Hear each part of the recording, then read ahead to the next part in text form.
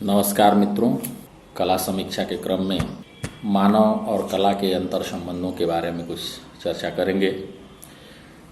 पृथ्वी पे मानव विश्व का सबसे प्राचीन प्राणी है जो सृजन करता है और सृजन ही मनुष्य के जीवंत होने का प्रमाण है। अब संसार में और बहुत सारे जीव हैं, लेकिन सारे सृजन नहीं करते, लेकिन कुछ जीव सृजन करते भी हैं तो उसको कलात्मक प्रमाण पत्र देना मनुष्य के ही हाथ में होता है, क्योंकि मानव ही यह तय करता है कि वह सृजन कलात्मक है या कलात्मक नहीं है।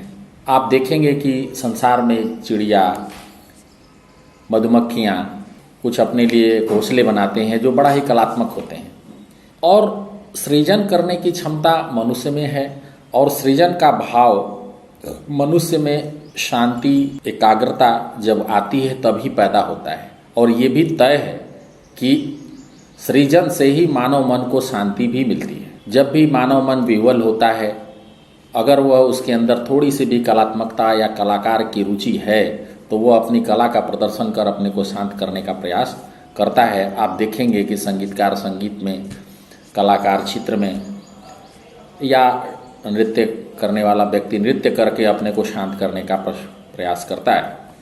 लेकिन यह भी उतना ही सत्य है कि यह तभी संभव है जब उसको उसका वातावरण शांत मिले, उसको अनुकूल वातावरण मिले, तभी वो कर सकता है। हम देखेंगे कि जो है किसी भी व्यक्ति को निर्माण करने के लिए, कोई सृजन करने के लिए किसी साधन की आवश्यकता नहीं है। जो नहीं करने वाला है वो हर तरह की समस्याओं का खोज करता है कि ये नहीं है, उचित वातावरण नहीं है, तो हमारे पास उचित साधन नहीं है, तो हम कैसे निर्माण करें।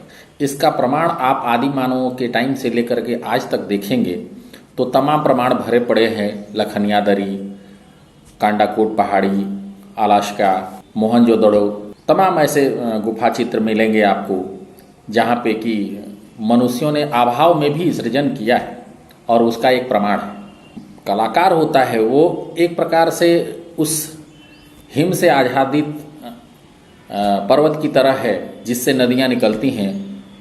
वह कलाकार हिम की तरह आच्छादित है कला से, और उसकी अभिव्यक्ति जब बहती है, निकलती है, उसकी धारा जब बहती है तो उसको कोई ताकत नहीं है जो उसको रोक सके। वो अपना रास्ता खुद बना लेती है।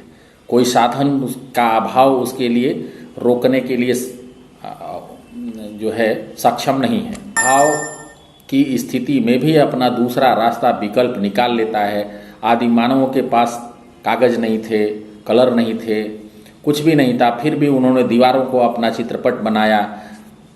प्रकृति में पाने जाने वाले रंगों को, खड़िया, रामराज, गेरू, कोयला, इन सबों को अपना साधन बनाया। आज उन्होंने जो रचनाएं की हैं, आज हमारे 4 साल पुराने चित्र हमको मिलते हैं, और जिससे कि हम अपने मानव जीवन का इतिहास समझ पाते हैं। बाकी कोई दूसरा विषय जीवन में नहीं है, कोई दूसरा सब्जेक्ट नहीं है जिसको कि पढ़ करके कलाकार या कोई भी इंसान अपने इतिहास के बारे में जानकारी प्राप्त कर सके।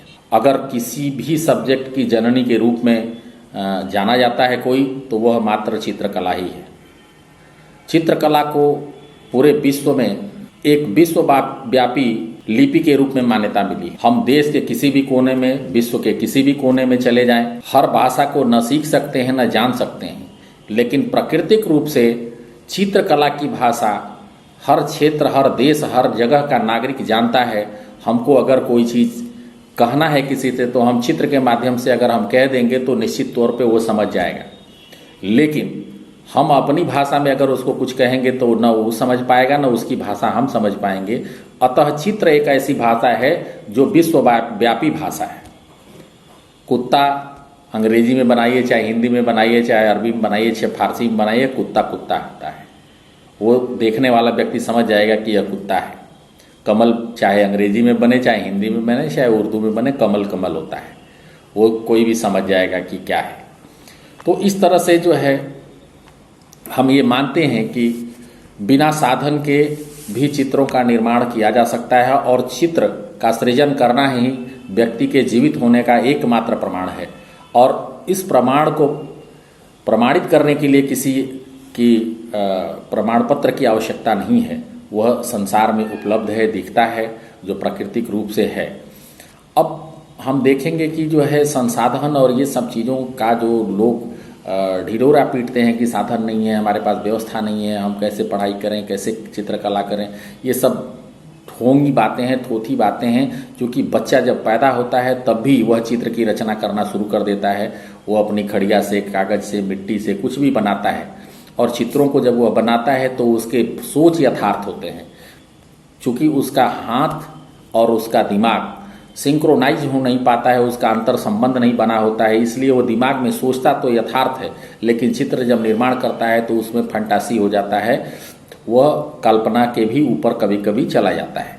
लेकिन वह उसका जो सोच है वो बिल्कुल यथार्थ है, उसके चित्र में कहीं ना कहीं कल्पनाशीलता दिखाई देती है, और वो उसका कारण है कि उसके मनुष्य के बच्चे के दिमाग से और उसके हाथ का तारतम्य अभी सही रूप से जुड़ा नहीं है। जैसे जैसे वो अभ्यास करता है वैसे उसके तारतम्य जुड़ता जाता है, और जैसे जैसे वो चित्र सोचेगा दिमाग में वैसे ही वो एकदम यथार्थ चित्र उसका बनता जाता है। इसका साक्षात उदाहरण आप देखेंगे कि साइकिल चलाने वाला बच्चा स्टार्टिंग में जब साइकिल चलाता है तो कभी वो आगे देखता है तो पैडल पे पैर नहीं पड़ता, कभी पैडल देखता है तो हैंडल मुड़ जाता है इधर का उधर। लेकिन जब वो रेगुलर चलाता है, 2-4 बार गिरता है, प्रयास करता है, तो धीरे धीरे क्या होता है कि उसके सारे शरीर के अंग उसके दिमाग से सिंक्रोनाइज हो जाते हैं। इसके बाद एक समय ऐसा भी आता है कि वो हैंडल छोड़ करके भी साइकिल चलाता है तो साइकिल सही चलती है। तो यह इसका प्रमाण है कि जब तक आप अभ्यास नहीं करेंगे, किसी भी चीज़ को रेगुलर नहीं करेंगे, तब तक आपके दिमाग से आपके हाथों का तारतम्य नहीं जुड़ेगा।